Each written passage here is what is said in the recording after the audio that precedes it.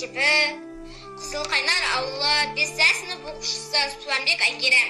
Жыр алабы Жамбыл Жабаевтың 75 жылдығына арналған жыр керуенін 5 сынып оқушысы Кеңес Баласадан қабыл алды. Жамбылды нағыз ақын ретінде байтақ елге танытқан оның айтыстары. Жамбыл Жабаевтың одақтас өлеңін оқып беремін. Жыр керуенін 6 сынып оқушысына жолдаймын. Одақтас 17-ге жас толып, басына шаттық бақпын.